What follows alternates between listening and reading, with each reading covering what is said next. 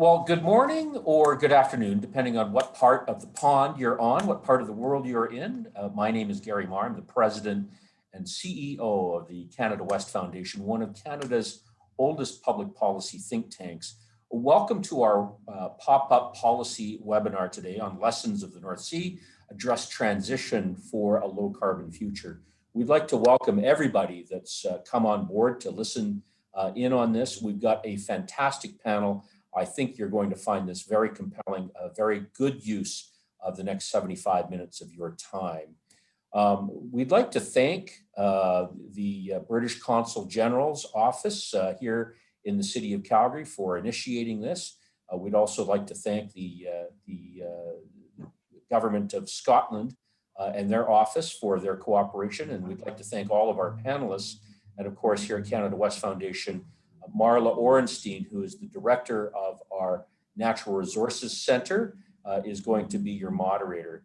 Just a quick note, Canada West Foundation, as I've said, is one of the oldest public policy think tanks in Canada. We've been around for 50 years now, and we are always striving to put forward the best information that we can on matters that are of interest and of concern to Canadians, and particularly to Western Canada. If you like what you've seen, I note that there's quite a few people that have never been on one of our webinars before. We'd like to welcome all of the new viewers to our platform, and we'd like to thank all of the people that have supported us in the past, not only with your time, but with your financial contributions. And so we certainly invite those of you that have not contributed before to do so. And with that short introduction, I am now going to turn you over to the Consul of the United Kingdom from Calgary, who is now located back in the UK, Caroline Saunders. Caroline, I turn it over to you. The floor is yours. Thank you very much, Gary. I know you're going to say a very brief comment because I'm very keen to hear this presentation as well. But greetings from sunny Milton Keynes. I firstly wanted to thank Canada West Foundation, particularly Gary and Marla, for the fantastic collaboration over this event.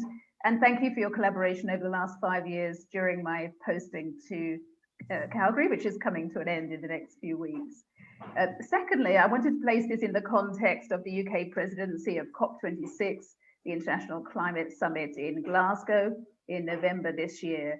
Energy transition is, I think everyone accepts now, an inevitability, and the issue is how we do it. And when the UK transition deal for oil and gas, the North Sea transition deal that we're going to be talking about today, when that came out in March, I was immediately had comments from a number of contacts about how interesting this was and how relevant it was to the energy transition in Canada. So I contacted Marla, and they were very keen to do this because we saw the relevance of that discussion, that we should learn lessons from each other on how we do energy transition. So it's in that context that we set this up. I'll hand over now to Catriona Little, who's the senior Scottish Government representative in Canada, who's just going to say a few words herself. Over to you, Kat. Thanks, Caroline. And just to echo your words, the Canada West Foundation have been great. Marla and Jamie for putting it together, and Gary and Brendan for hosting. And of course, your good self, thank you for the partnership. When we first thought of this initiative, I think we were, Canada West Foundation were top of our list to do things together. So thank you for your leadership too. And also a big thank you today for our speakers. We've got a great cast list today, and very grateful for your time. And of course, everybody joining us today. If you'd indulge me just for a couple of minutes, I'd like to give you my personal story about just transition. So in the late 80s, I was living with my family in the suburb of Aberdeenshire, and the 86-87 oil crash happened. And while neither of my parents were directly employed by the oil and gas industry, as most of us have experienced in a dip, the whole economy suffers. So my father took the difficult decision to relocate the family to Middle England, where we actually embedded ourselves in a community that was going through a similar turmoil with the closure of the coal industry, which led to lots of unemployment, unfortunately, and had a devastating effect on the community. So for me personally, people need to be at the heart of these decisions so nobody is left behind. That's why I'm particularly proud to work for the Scottish Government. Not only ambitious emission targets, but we are looking at a just and inclusive transition that deals with inequality and promotes well-being and an inclusive employment market. We've got two wonderful speakers today, both Colette and Sian from Scotland's oil and gas industry, a sector that's world-class, very experienced and has great expertise to help us navigate and overcome innovation challenges that are presented by an inclusive energy transition. I wanted to say an extra special thanks to Colette, who has been integral to the Just Transition Commission in Scotland and the production of a report that was pulled together to help advise Scottish ministers on practicalities around how we just transition. So thank you for your leadership, Colette. And finally, just to echo Caroline's points, COP26, the Scottish Government is focused, thematic themes of focus this year are around people and just transition. And we're incredibly hopeful that we can all welcome you in person to Glasgow in November, safety permitting. So thank you again to the Canada West Foundation, and looking forward to hearing the discussion today. Thank you so much, Kat. I am delighted to have everybody here. So many faces for you to be watching this morning. We're zipping back and forth a bit. This is a topic that I really know extremely little about, the North Sea transition, the strategy and the deal. And yet it's something that is not only significant in its own right, but I think it also has a lot of implications in terms of what we may experience here in Canada, lessons for how we might do things better ourselves, and potentially some opportunities for collaboration. So that's what we're going to explore today. We have three panelists here. We have Colette Cohen, who's CEO of the Aberdeen-based OGTC. We have Lloyd Rees, who is the UK country manager for Aker Solutions. And we have Keith Halliday joining us from the Pacific time zone, so we're covering all of them. He's the director of BCG's Centre for Canada's Future. What we're going to do is hear from each of the three interns, starting with Sian, who are going to give us a little bit of a background on what exactly is happening. And then we're going to turn to a moderated discussion. I have some questions for them, but I would highly encourage you to use the Q&A feature that you can find down at the bottom of the Zoom bar to enter some questions that you might have yourselves. And we'll do what we can to pick up some of those questions and inject them into the conversation. So with great pleasure, I turn this over to Sian, who is going to give us who's trying to drink some water and going to give us a bit of a background on what is it exactly that's been happening. So Sian, over to you. Thank you, Marla. And I think I'm just trying to stop myself coughing before I start actually presenting. So what I'm going to talk about first, I think the slides should be coming up shortly, is a little bit about the history of the North Sea for those who aren't familiar with it, but I won't dwell on that. But it's quite relevant in terms of talking about the energy transition and the role in which we played in the energy transition as an industry. So are the slides coming up?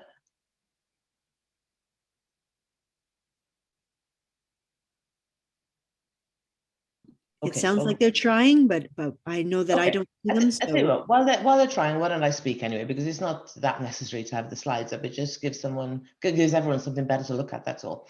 But if I start with the history of the North Sea, so we've had about 50 years of exploration and production from the North Sea, huge amounts, about 45 billion barrels of oil recovered to date. If we go to the next slide, I think the stats are probably on that one, which helps to just show the picture.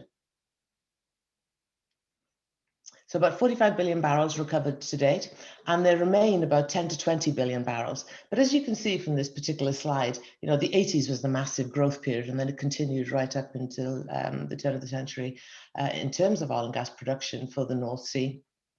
And I think the industry so far has generated over 350 billion pounds, in production tax alone. and it employed, at its height, over 500,000 people actually, and that was predominantly in the Aberdeen area as well, and parts of London. So a huge amount of technology, huge amount of innovative techniques and technologies were developed in the North Sea during this time. And as a result of that, because the UK was one of the largest basins to be developed first, you still see a lot of the UK supply chain who developed the technologies in support of the North Sea industry embedded in the UK. So they have the export potential, which is where the main focus is for a lot of these skill sets and solutions currently. So as an Aker Solutions example, my company, we do a lot of subsea technology. So we developed the world's first subsea well control system in the 80s in Aberdeen. It's on a field that Shell operates, and it's still actually in operation today. But as a result, we've maintained our global headquarters for subsea controls in the UK, as we've then moved around different markets as well. And at its particular height, I think the oil and gas industry was generating around 10% of the UK's total wealth on an annual basis. But as you can see from this particular graph, it's quite a mature industry now. And well, compared to its heyday, it's quite mature. Still a good prize to be had. However, the 10 to 20 billion barrels that remain, clearly they're the ones that are more difficult to access in many cases. But on the counterpoint to that is technology has advanced quite a bit in terms of accessing them. And we still have one basin, the west of Shetlands, which is a very prolific basin with some large fields there still to be developed. But by any standards, it is a mature market today, but it still provides around 70% or 3/4 actually today of the UK's energy needs last year, and about 70% of that comes from domestic production.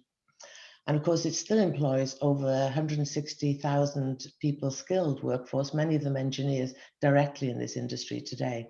And of course, there are the associated industries that are attached around that. And the UK as a country requires this oil and gas production to remain, the domestic production to remain well into the 2035s for security of supply. So it's been a productive industry. But if we move forward to the next slide, we talk a little bit here about what are we doing to try and refocus or continue to maintain our focus on the oil and gas industry today. There's still a prize there, £200 billion prize that people are going after. There's a huge opportunity in terms of decommissioning. And of course, there is both capital spend and operational spend quite significantly creeping up in the next few years, particularly after the pandemic when a lot of the spend stopped. So it's a basin which has an incredibly stable fiscal regime. So when the basin first started, it was dominated by about 5 to 6 of the largest international oil and gas operators.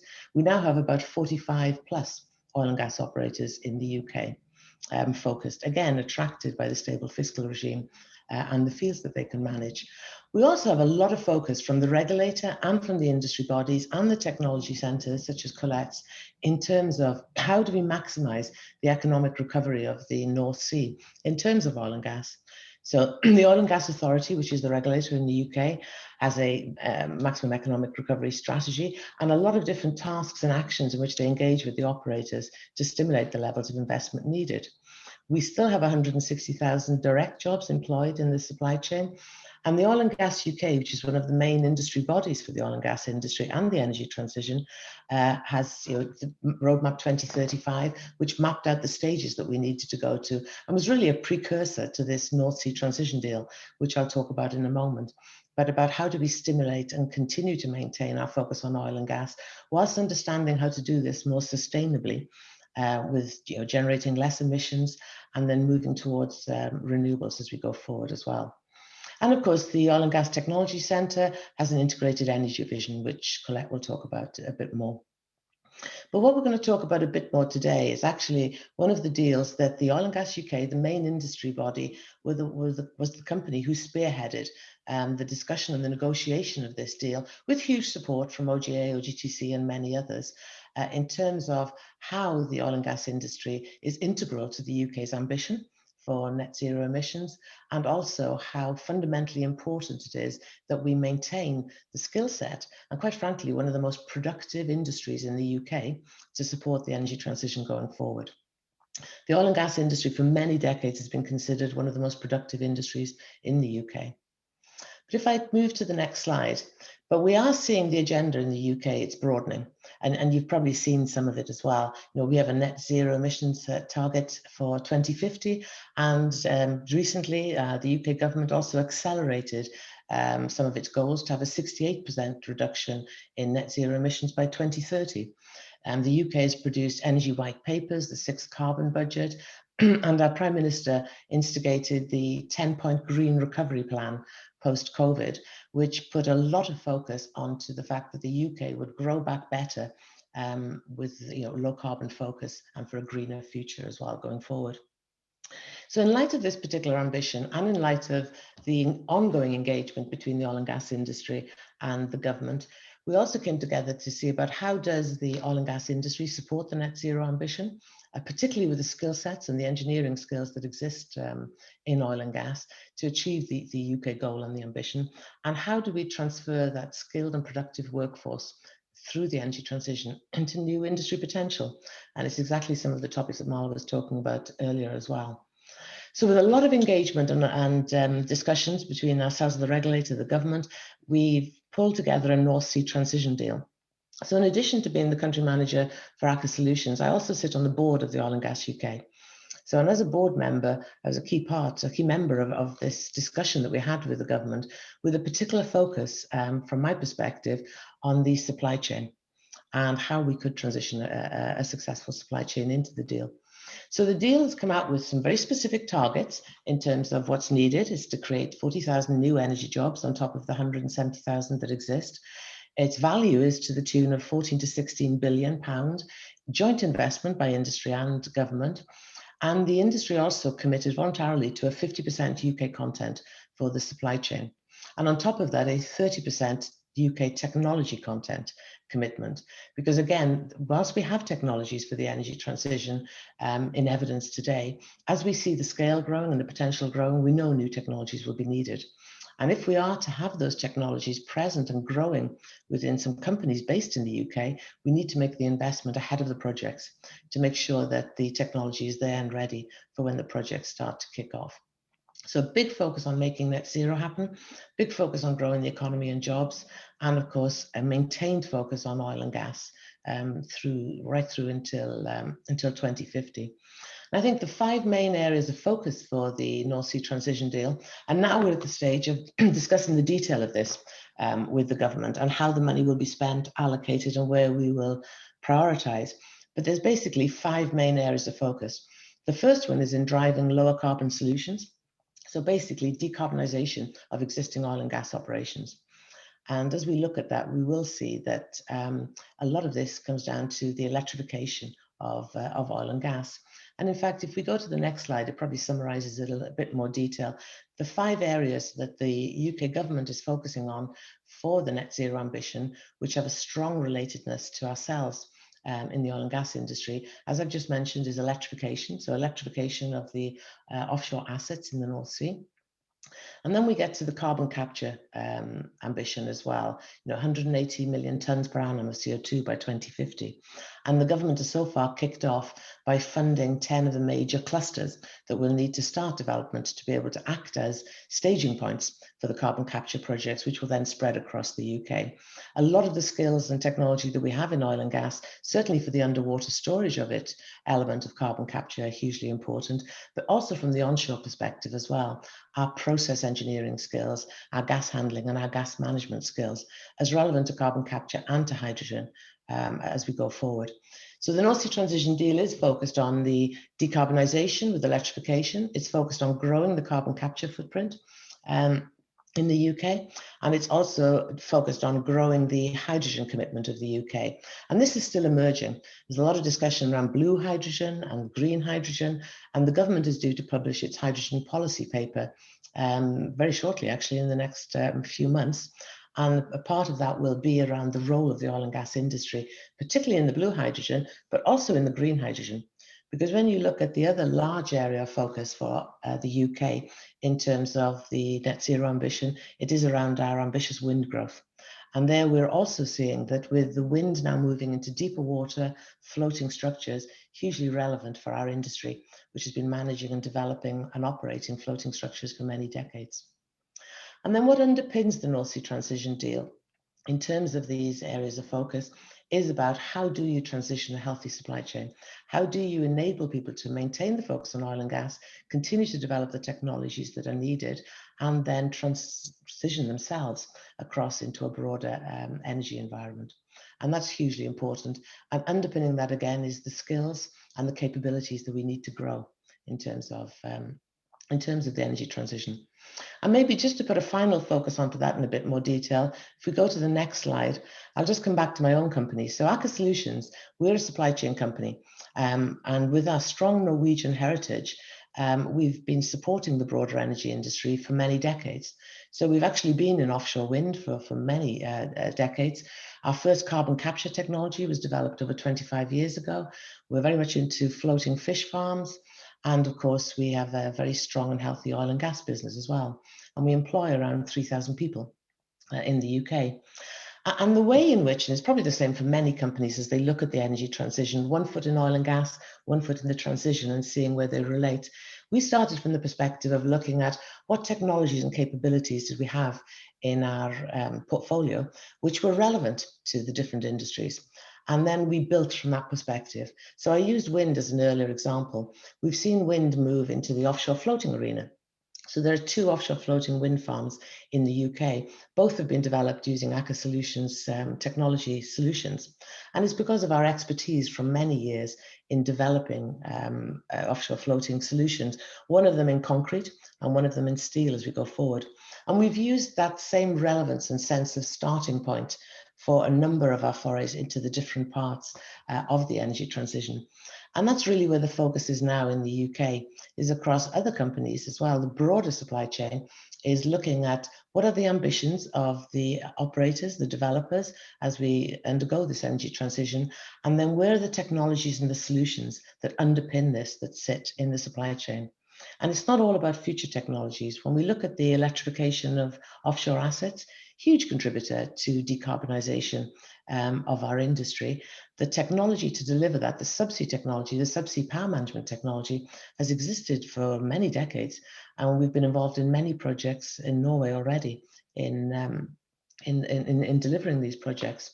So I think I could go on with many more examples, but in terms of just trying to give a flavour of where we see the UK headed and how we see it as an evolution and how we intend to take our people, our jobs and our skills to the benefit of what we want to achieve in the UK and the energy transition, I think is a really important message to give as others embark on this same journey as well.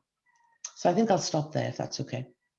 Sean, thank you so much. That's a really great start for our explanation today. And so now we're going to move over to Colette.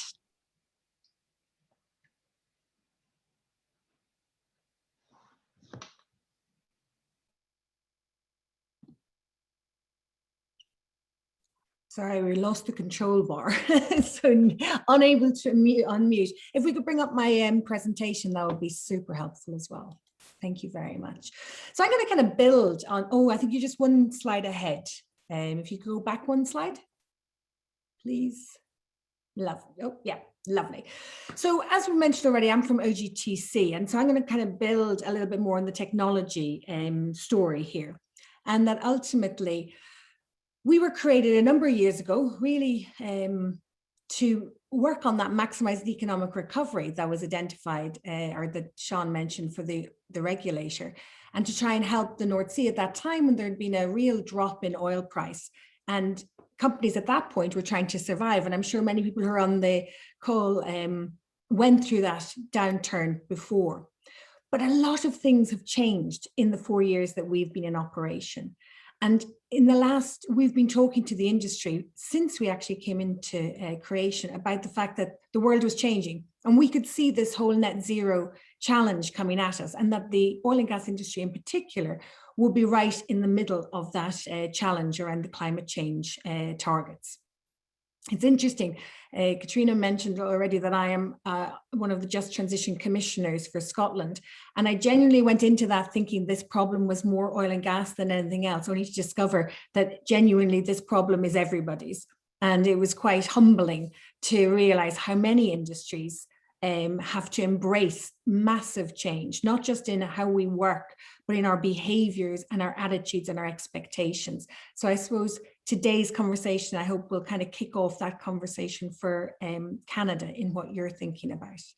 But it made us as a technology organization in the last year in particular, in support of things like OGUK's blueprint to net zero, really think that we needed to pivot. We needed to be very clearly a technology organization that was here to enable the diversification, as Sian has mentioned, of the oil and gas industry to a net zero North Sea. We really needed to be developing and deploying technology that would make it affordable.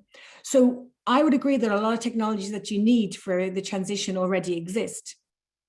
I would argue that many of them are not competitive, they're not revenue generative. And the reason that we haven't actually made more progress in a lot of the areas around climate change and managing our emissions and coming out with these alternative, whether it's floating wind or carbon sequestration, carbon capture from air or seawater, is because it's too expensive. So our role as a technology organization is to see how we can really drive that net zero agenda and make it more competitive and more compelling for our industry to move forward. However, since we have been created, we've made some really good progress. Brenda, if we could go to the next slide. We've actually co-invested more than 160 million with industry on more than 250 projects. We have screened, actually at this stage, nearly 1,300 technologies. We are quite a hub for companies to come together. It's been more challenging during this COVID period, but one of the strengths of an organization like ours, and I think something to think about as you're trying to change and move direction as an industry, is you need somewhere that's a safe haven to come together, to air your challenges, to be able to share your data and describe what you're, where you want to go. And we've created that kind of an environment in Aberdeen. But actually over the last year, we've had to create it more and more virtually, which has still allowed us to engage across the industry. Our approach is to develop consortium and projects working with industry support, co-funded through us, which is supported by government, and we work closely with academia and developers. So that's kind of the model that we ultimately work on. We've already commercialized more than 20 technologies, which when you consider we've only been going for 4 years, when you're getting them from an idea all the way through to deployment and getting them into the market is actually quite a challenge. So it shows that there's been really strong uptake by the industry, which has been superb. But I think if we talk about what technology means and what transition means for the North Sea, if we go to the next slide, this image captures you may have heard the Committee for Climate Change. They give great scenarios and guidance to the UK government on how to get to the net zero targets that we have. This image actually captures one of their main scenarios of how you get to a net zero North Sea or a net zero UK. You've got the images on the right hand side, which kind of show you what an integrated energy basin would look like in the North Sea. But I think the message, and I'm guessing it's going to be very similar for Canada, that the pie changes quite dramatically. There's always this argument of them and us, oil and gas bad, everybody that's new and clean is good, but also that we don't work together and we're competing. Actually, if you look at the numbers, in 2020, the oil and gas industry for the North Sea is worth about 24 billion. So out of the value of all of these energy systems in 2020, we're worth pretty much all of it. But by the time you get to 2050, the value of this pie, because all of the way we use energy and the demand system changes so dramatically over the next 30 years, the pie nearly doubles. So yes, oil and gas will decline and we will become a smaller part of the pie, but the pie itself is so big that there is room for everybody. And one of my key messages is that as you think about this transition, you should be thinking about it more as an opportunity for diversification, for collaboration, for working together, for creating an integrated energy system across Canada in the way we're trying to imagine an integrated energy system in the North Sea, where we co-locate, coexist, cooperate to allow us to deliver an energy pie that's worth nearly twice the value of the energy pie today, and allowing, you know, offshore renewable wind to grow, and for us to actually help enable that and to drive it, for hydrogen to allow us to repurpose and reuse existing facilities, to allow us to reuse the infrastructure we have in the North Sea. Exactly the same thing for the carbon management and carbon sequestration. You've heard Sean talk about the skills that whether it's our process engineers or our drilling engineers have and can bring to this opportunity, but actually to be able to build the scale that we need to deliver our net zero in the UK, we need everybody to be working together, and we need to really double down on the skills that the oil and gas industry already have and encourage that to be used both in collaboration with our existing facilities, but also moving on to new facilities.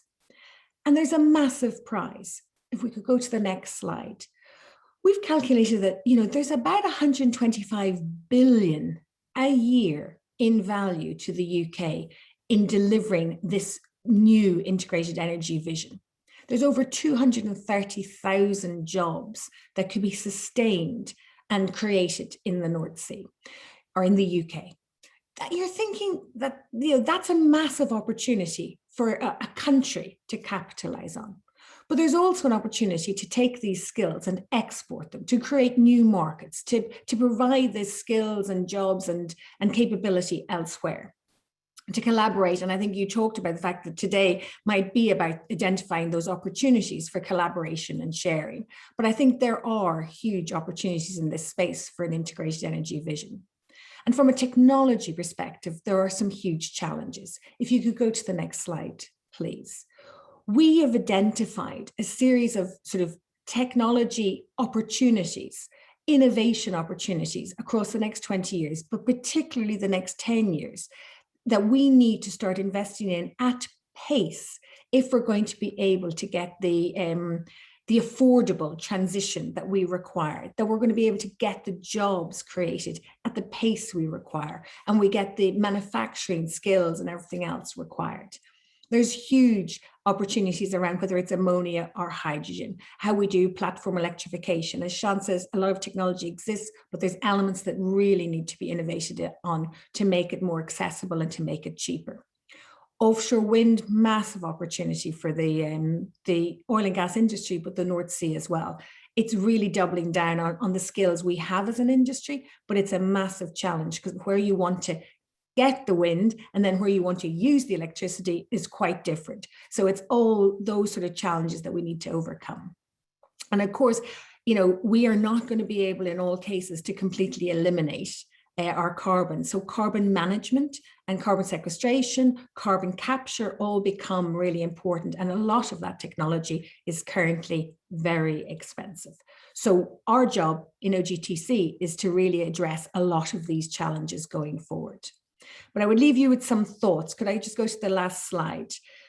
I truly believe, and this is where Canada can maybe sit here and think, the North Sea has this emerging commitment, both at an industry level, at a government level. We've got shared goals, shared targets, and we have cross-sector collaboration. We're already working hand in hand, particularly with the wind arena. We've got a highly skilled workforce, strong entrepreneurial ecosystem, great technical companies, and a diverse supply chain that's really rich in technical innovation. And I would say you could change the North Sea and that title and say the Canadian oil and gas industry has many of the same, if not all of the same skills. So this is, the question is whether you have the commitment and the desire to step into the space to sort of drive the energy transition within the Canadian provinces. So I'm going to stop there to allow questions to come out. Fantastic. And before we jump to questions, that was excellent, Colette. Thank you so much. We're going to turn to Keith Halliday, who's really going to talk a little bit about the implications of this for Canada, or some of the things that Canada might think about as we come out of hearing what we've heard. Thanks very much, Marla, and thanks, Sean and Colette. That was fascinating. I'm not British, as everyone can tell, and I'm not an expert in the North Sea transition. But we have been working on competitiveness and prosperity issues in Canada for a number of years. And also BCG has been working on a global carbon capture tool and modeling exercise. And so Caroline and Marla asked me to share a few thoughts just from the outside in on what the North Sea transition deal, what themes might be relevant for Canada.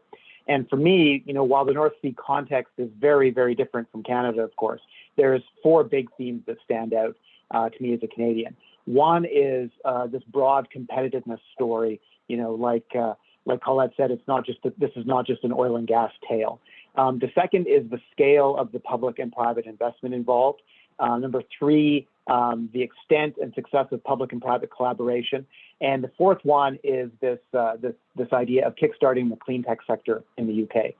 So on the broad competitiveness story, a lot of the conversation in the newspapers is often focused on oil and gas and the energy transition there. But, if you look at the UK government's broader industrial strategy, they really have a vision about making sure their industrial base is viable in the long run as we approach net zero. And that includes, huge numbers of high quality jobs in communities that are often at risk of being economically hollowed out. And so this is critical to a just transition, as Colette was talking about. Because if you look at the site selection decisions, for example, that are going to be made in the future, carbon competitiveness is joining cost competitiveness and other factors as people decide where to invest and where industrial activities are going to take place. And that's critical for a country like Canada. Take carbon capture, for example. We already have Boundary, Quest, ACTL. Those are impressive projects, and ACTL has, been built with significant spare capacity for ramp up. But the model that we did globally showed a number of sort of top 10 CCUS cluster opportunities worldwide were located in Canada. And there are cluster opportunities, for example, in Ontario and Quebec across the whole country, close to some of our other industrial heartlands outside the oil and gas sector. And so this is going to be a key part of Canada's industrial future and the competitiveness of our industry and industrial jobs across the whole country. And that's a big untapped opportunity for us. And you can really see that coming through in terms of the North Sea vision. Number 2, the second point I would leave you with is the scale of public and private investment. 14 to 16 billion pounds, that's 24, 27 billion Canadian dollars. That's private and public money. But if you look just at the public money in terms of orders of magnitude, the UK investments here, sort of like we've seen from the Biden administration in Norway as well, these are investments that are measured in the billions of dollars, not the tens or hundreds of millions. And it's critical. As anyone who has done any modeling on the financial viability of these projects will know, there's a major gap between the policy support right now, including in Canada, and the economics of these projects. And for them to go forward, you're going to need to have this kind of investment. If you look at the announcement that Suncor and ATCO made recently about a world-scale hydrogen project in Alberta, 300,000 kilograms a year of hydrogen, that's a big number. This is a major project, cutting emissions by, I think it was 2 megatons.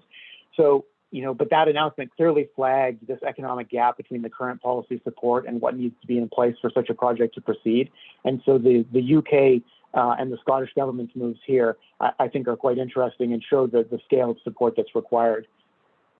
The third point I'd leave you with is on the public and private collaboration. Having been involved myself in previous lives in federal and provincial and territorial collaboration in Canada, I'm guessing that the process between the Scottish and the UK governments and the private sector here, that I'm sure there were some difficult meetings.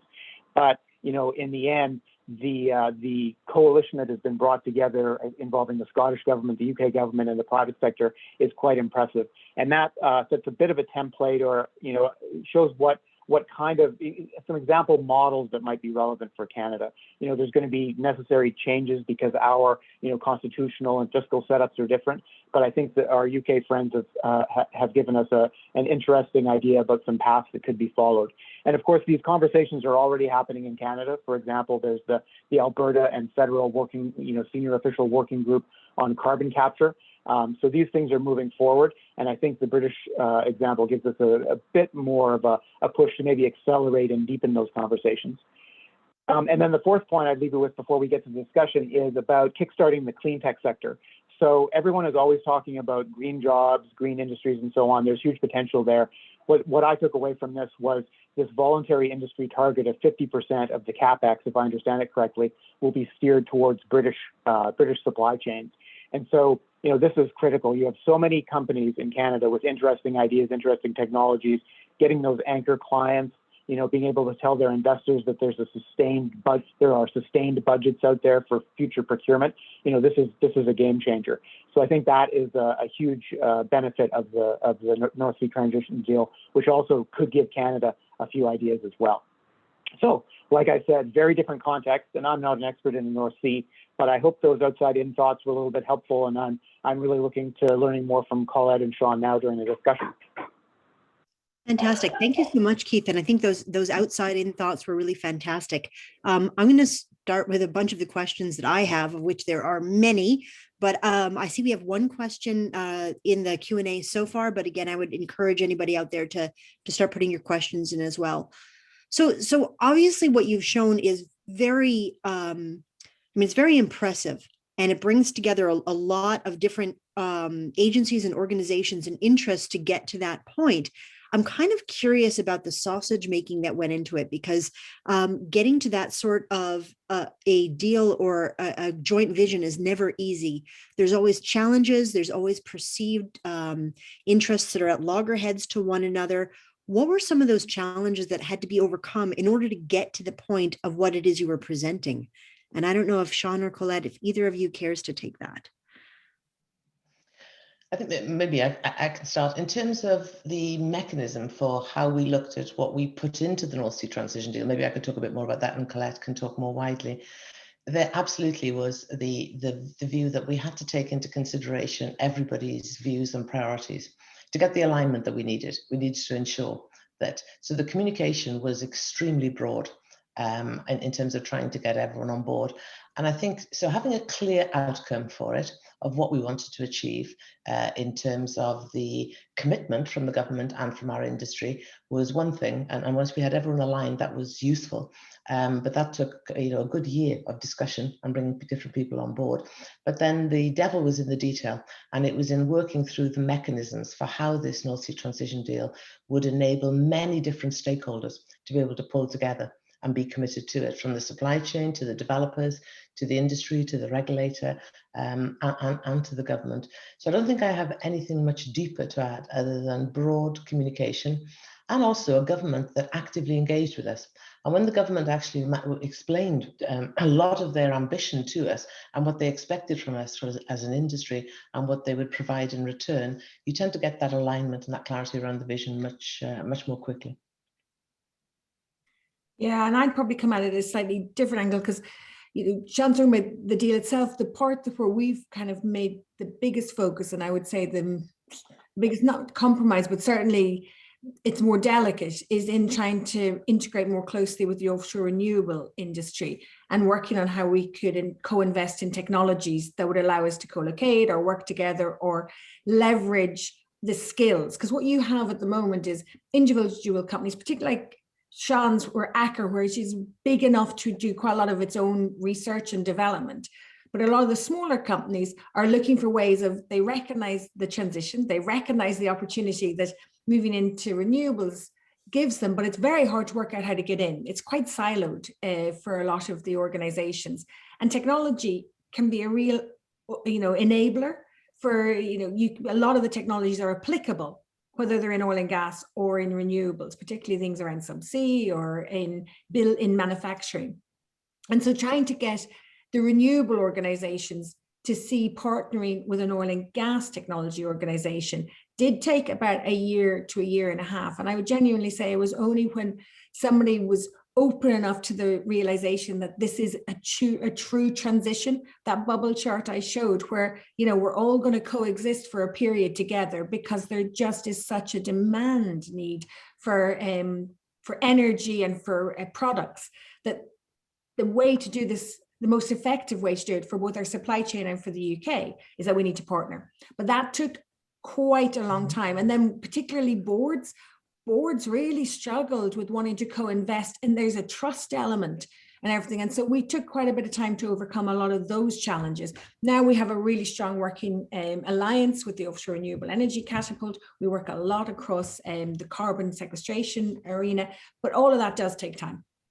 Were the governments aligned on where they wanted to get to? In other words, was the Scottish government on side with UK government in general? Were they all coming from the same place, or did they themselves start off with perhaps different positions and perspectives. Again, maybe I'll start and then Colette can add or correct. Certainly from my experience, both from my own company, where we engage broadly with the UK government and the Scottish government, as well as the Oil and Gas UK board, they were aligned. The net zero ambition of the UK is aligned. So I think where we found, and it was really useful actually, where we found was that both government and the Welsh government, by the way, as well, very aligned in terms of what the outcomes that we wanted to achieve were. And then it was where the emphasis was placed was slightly different through each of the governments. So particularly a lot of work done with the Scottish government and a large focus there on the just and fair transition. So very much a focus on the level of jobs that can be created and how do you bring prosperity to a local area. Not so different from the UK, but a slightly different spin on it. And I think one possible example of this, the most recent example, is a very recent offshore wind bid in England, England and Wales. They went to open bid for the developers to bid. So the highest bid won the actual lease and the right to develop that wind farm. The Scottish are doing it slightly different, and they are capping the amount that you can bid for their large wind farm development. That's opportunity that's coming out, well, that's being bid currently and will be awarded early next year. They've capped the amount you can bid, and they've asked for emphasis to be placed on your supply chain development statement. So how will you encourage a strong supply chain in Scotland to support you in developing that offshore wind field? So you started to see those nuances come through. And just one other point before I pass over to Colette, I think it was something Keith mentioned, and I think I misrepresented it a little.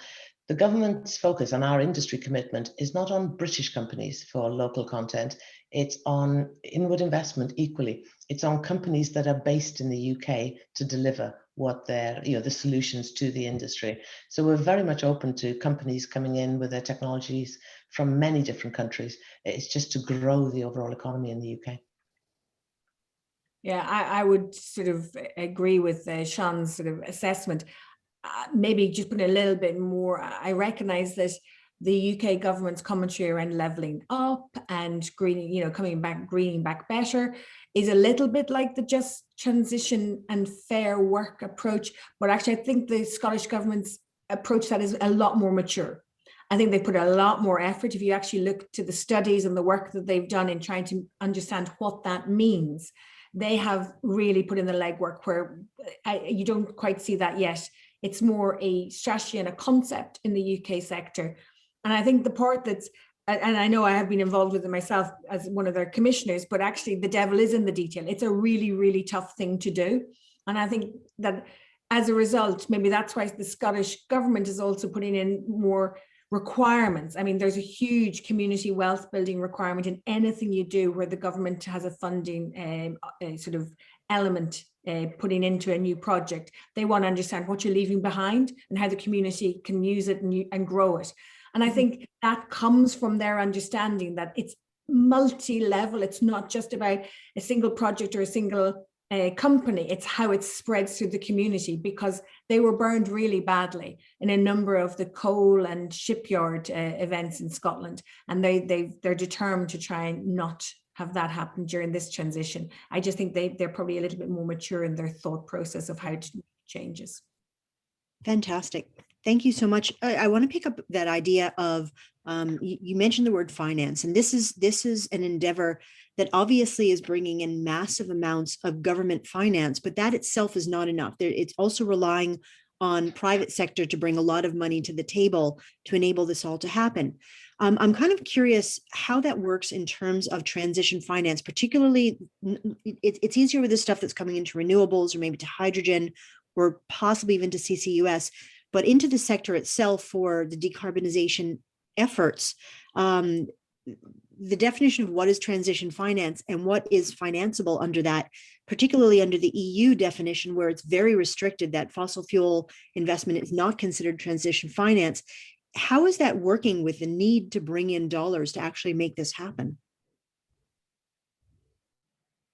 I think Keith should take a punt at that, just because he hasn't answered anything yet. I think it'd be fun. That's true. I'm not sure it's squarely in his wheelhouse, although I've got a bunch there. So Keith, it's up to you to try that, or if you want to kick it back to Colette or Sean. Well, yeah, I think if the question is how to bring is the question how to bring combined private and public finance to these projects?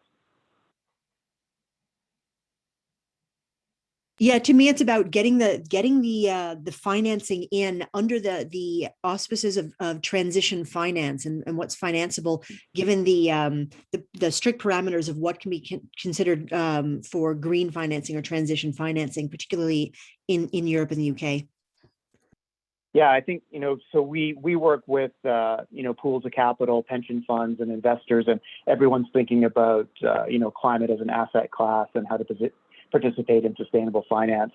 And so, but I think there's a continuum of opportunities here. And of course, offshore wind is very green and attractive for lots of investors, and many are working on it already, of course. But then there's the question, and I think Colette's slide with the bubbles was super interesting here and a really compelling way to tell the story, which is there are billions and billions of Canadian dollars required to support the existing asset base, reduce its emissions, reduce its carbon intensity, and also start that transition into hydrogen and other, related future energy sources. And so the question is, how do you finance that? Who's going to finance that? What are the definitions of it? And of course, there's a huge need and lots of people working on, standards around the world for reporting in this area and thinking through the investment mandates of their funds and so on.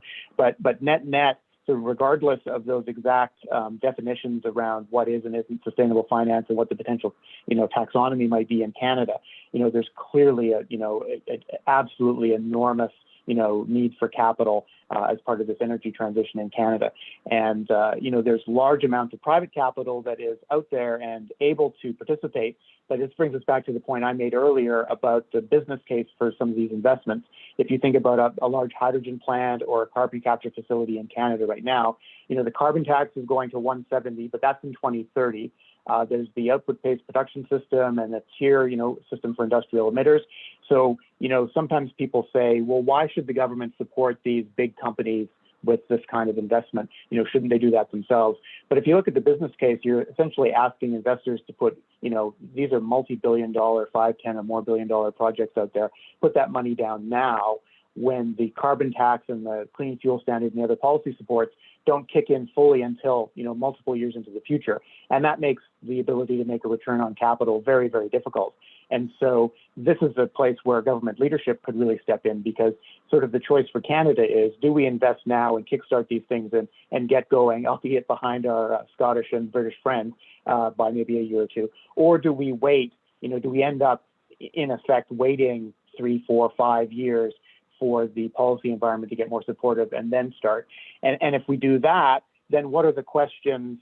What does that mean for our supply chains and our industry viability? And, is that a scenario where we have Sean and Colette and their friends coming over to sell us British technology for stuff we should have developed in 2022? Quite possible, maybe good for the British, but I think we should be thinking about also our own clean tech sector. And so that gets me to, a public role relatively early and with some ambition and intention around ramping up this sector and this transition in Canada. Heath, on that note, there's one question that's come in from the audience that I think is really relevant to what you were just saying. It says, our challenge in Canada is getting the type of support from the federal government that the UK and Scotland have managed in today's political climate. Is there a way of building a provincial coalition with the BC, Alberta, Saskatchewan, Nova Scotia, and Newfoundland governments that could model the UK approach?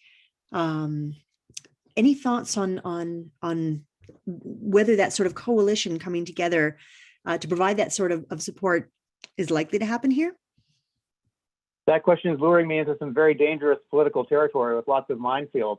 I think, in theory, I guess the provinces have a lot of fiscal capacity themselves and, benefit from the royalties. The provinces are the ones most at risk if our oil and gas assets are stranded. Because one of the key differences for Canada, just that's different from the North Sea, is we have very, very large remaining asset bases in oil and gas and very, very long, production possibilities. Even, if climate change did not exist, the ability to ramp up production in the long run. So the provinces, the provincial level, whether that's Newfoundland, Saskatchewan, Alberta, are most at risk of losing those royalties if those assets are stranded. So the provinces definitely have a large willingness to act here. Nonetheless, the federal government, with its fiscal situation being relatively advantaged to the provinces in Canada and control over a whole bunch of the taxation and major investment programs and technology and so on, I think has to be part of the picture. And so my personal hope as a Canadian is that examples of, what the British are doing here is a bit of an inspiration for us to, to get those conversations, which are already happening, and get them on track in the right way. I hope that happens. Fantastic. A very different question that I want to ask is also coming up in the Q&As here. It's around the term just transition. And the question is, why the term just transition? I find this academic and polarizing. Another term that I think captures what we're trying to accomplish is a people-centered transition. What are the speaker's thoughts on use of language and how language makes a difference in the policy conversation? So I know this questioner is focusing on the word just, but the question of language and polarization and policy. Colette, take it away.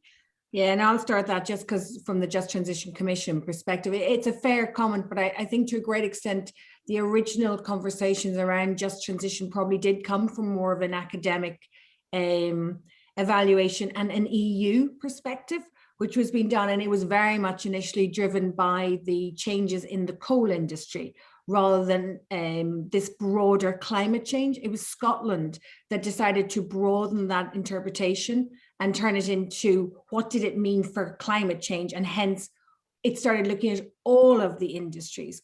And so the questioner's point is actually quite relevant because it went from being more of a study and an analytical evaluation of a particular industry and how to make it fair in that space and fair work and a transition of that particular sector into everything, from fast fashion to heating of homes, transportation, agriculture, land, tourism, everything. And so it did become more around a people impact.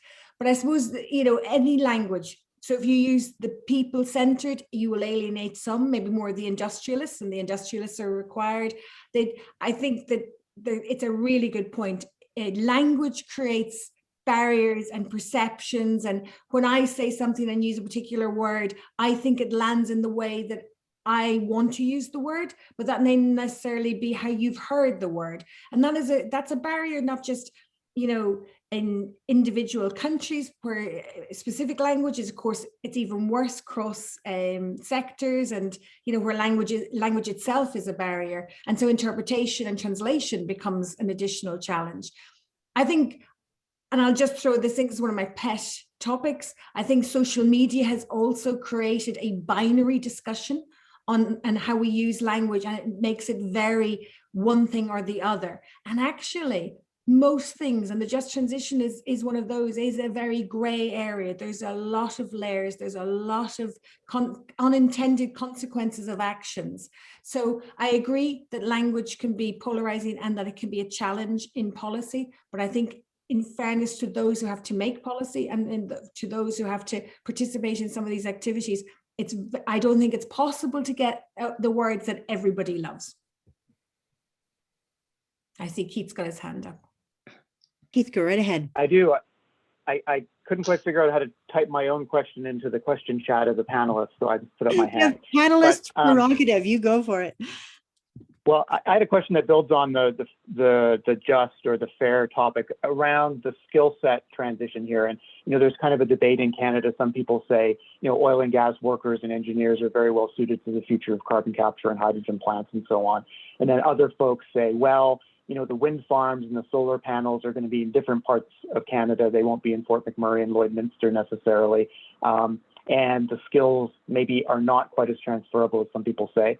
So you guys have been thinking about this a lot. For Scottish workers, what sort of programs are you putting in place to really help this reskilling actually happen and help these people have transition paths into the new industry rather than getting left behind like so many coal workers did in the 80s, if you know what I mean? What are you actually doing to make that happen? Yeah, Sean can maybe add in. It's a really, again, that's a multi-layered issue. So I'll hit a few of them, and then what I've missed, hopefully Sean will either adjust or fix. One of the biggest problems is actually the timing, right? So there is a need to maintain a lot of our oil and gas skills for quite a number of years. But there's not all of them, because even the pandemic has driven us towards greater digitalization, greater remote operation, greater change in the way we behave and the way we use data. So that has already changed some of the demand and where we want people based. That's a good thing, because that's actually going to be more compatible with where we might have people based in this newer energy arena, which is more onshore than offshore. And so that will maybe help the transition. But in most studies that have been done, they've shown a kind of a valley of death in between, where we drop off on jobs in oil and gas, but we have not ramped up in jobs in all of the new energy systems. So that's one of the big conversations that's been had in the North Sea Transition Deal and with government in general, and certainly on the Just Transition Commission, has been, you know, if you aren't to lose these skills, and yes, some of them will need a level of retraining or upgrading or altering, you know, but there are quite a number of them that are transferable.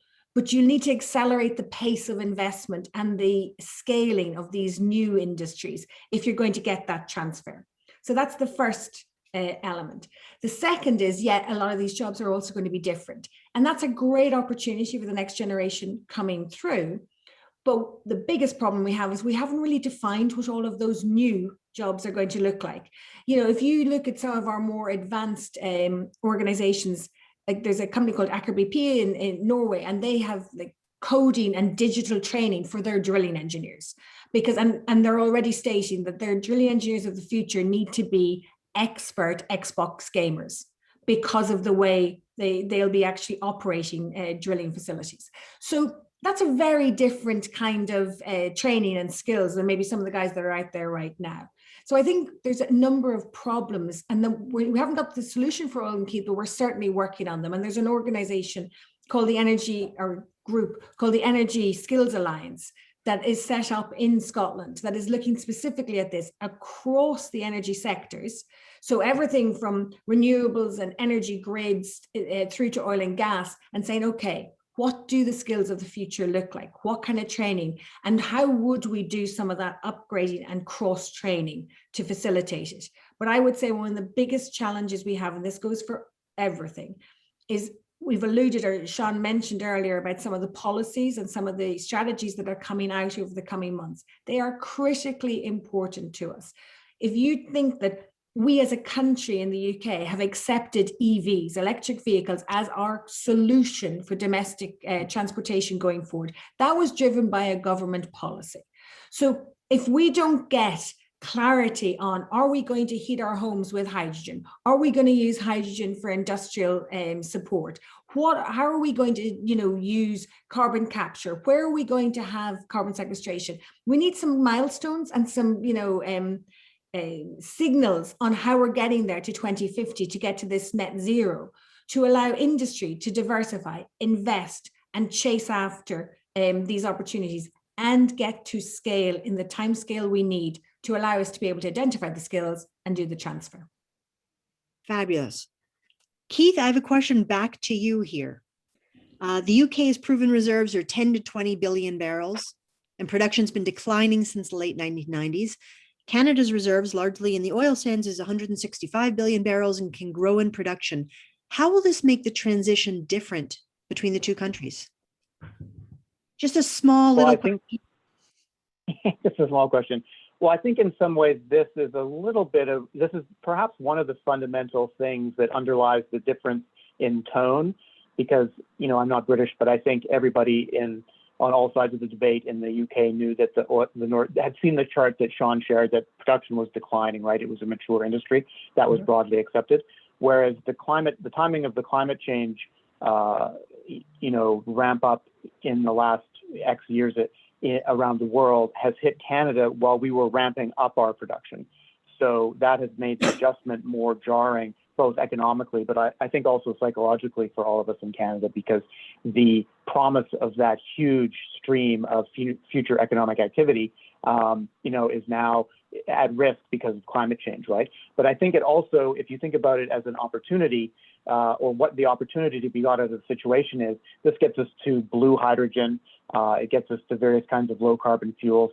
For example, in East Asia, they are thinking about how to put ammonia into their power plants, how to get hydrogen. Should it come from Qatar, Australia, Canada, somewhere else?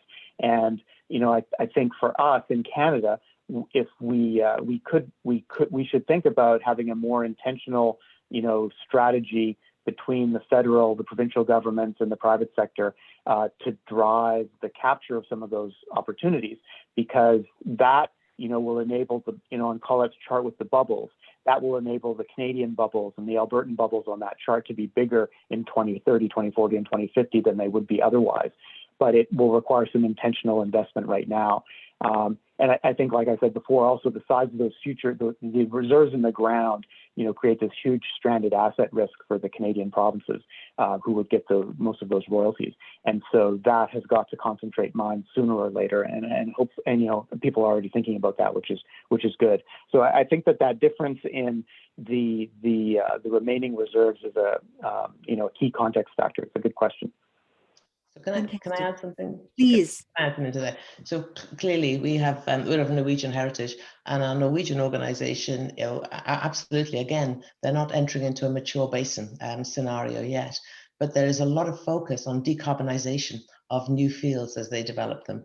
So that's where a lot of our technology is used. So it can coexist, the growth in the balance between oil and gas, and actually doing it in a much more carbon friendly and low emissions perspective.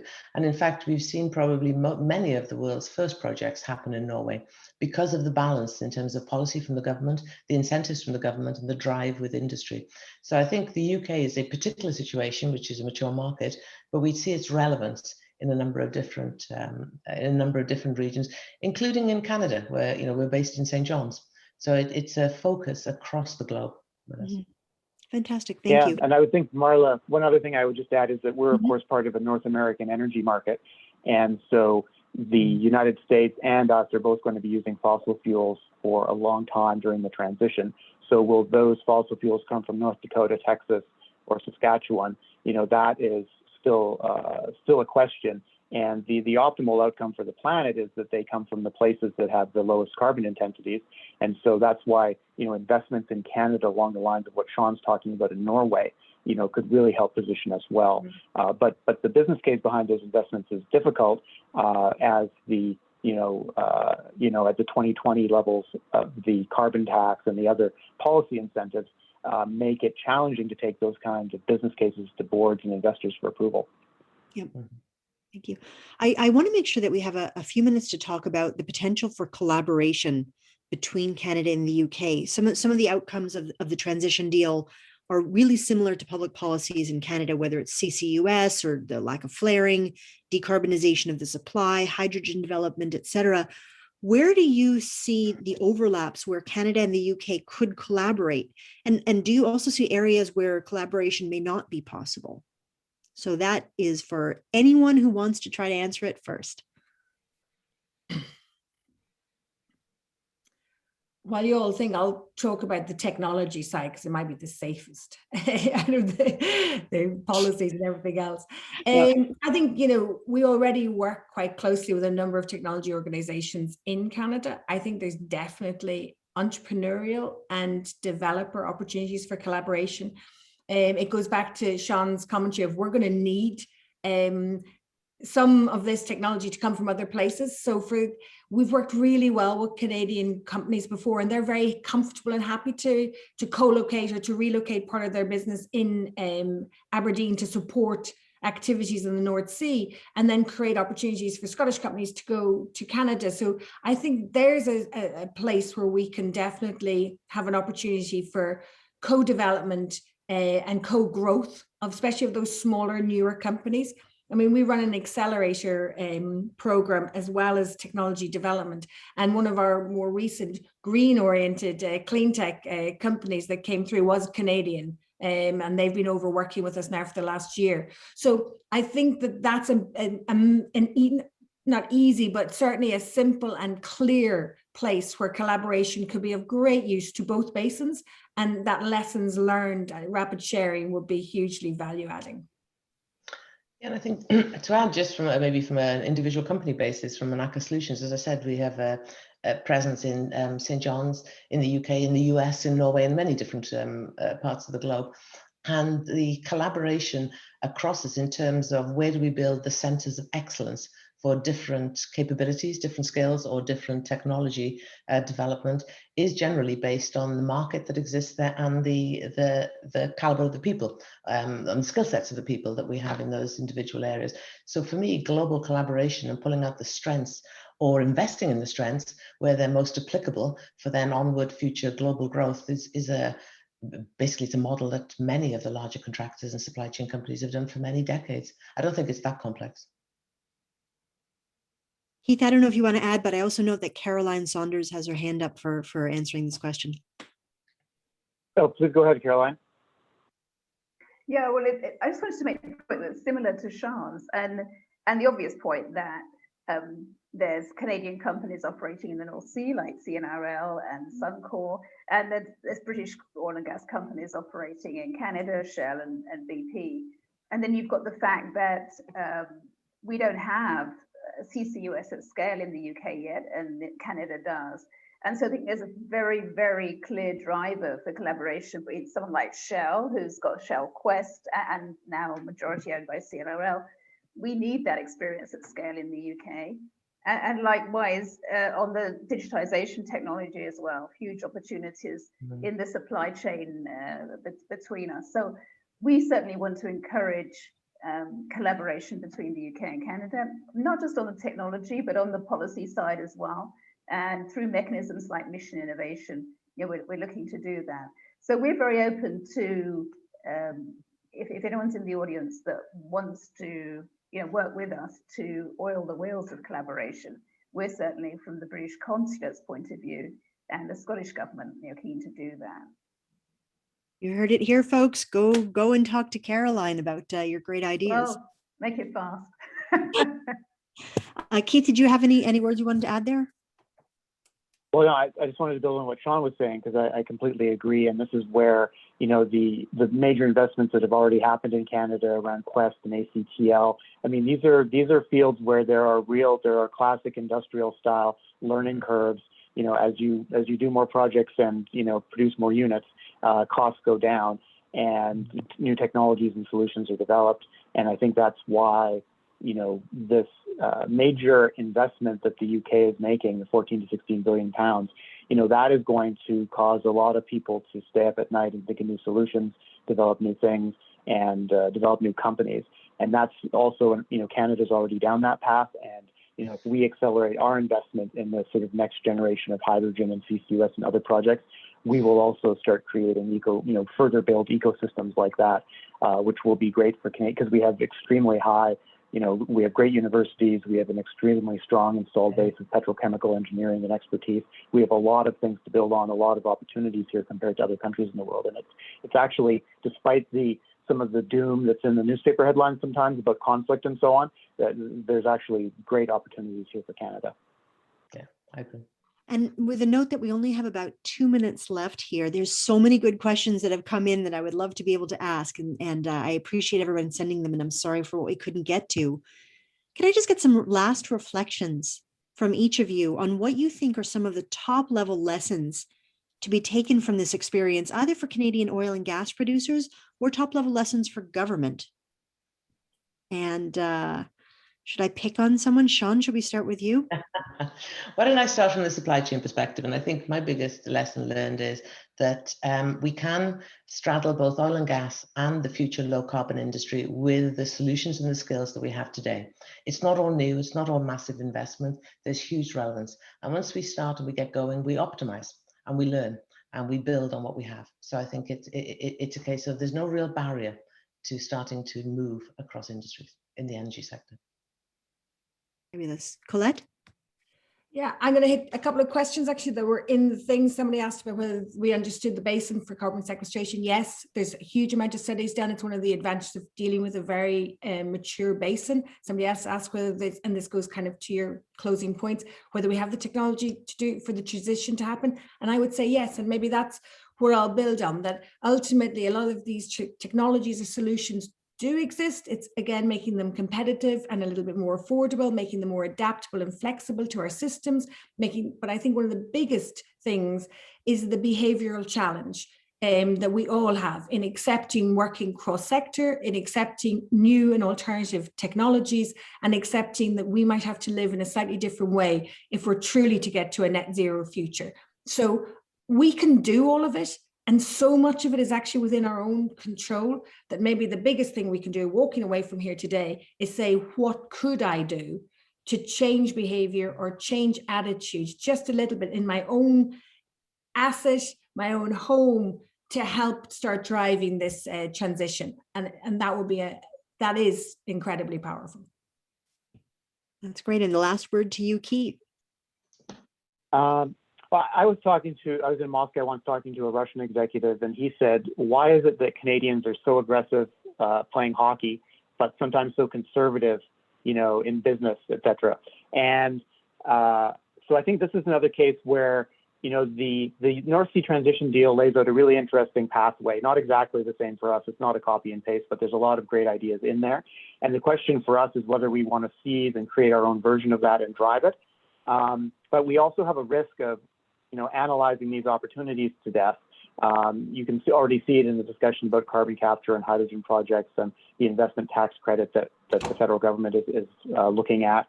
And, the question for us really is, do we seize this and drive it together amongst our institutions, private, public, provincial, federal, or do we study it for a long time and then in 5 years roll out a version, at which point, the summer student who works for me will be, continuing to do slides, benchmarking what the UK and the Norwegians are doing compared to what we're doing. That's great. Well, thank you one and all. We've gone 2 minutes past. Firstly, a huge thank you to our 3 panelists today. Really appreciate that. Thanks to the Scottish Government Office. Thanks to the Consulate General of the UK in Calgary. This has been wonderful. And thank you from the Canada West Foundation. Keep an eye out for our next webinars, and we really appreciate the time that all of you have taken with us this morning or this afternoon. Goodbye, everyone. Bye-bye. Thanks.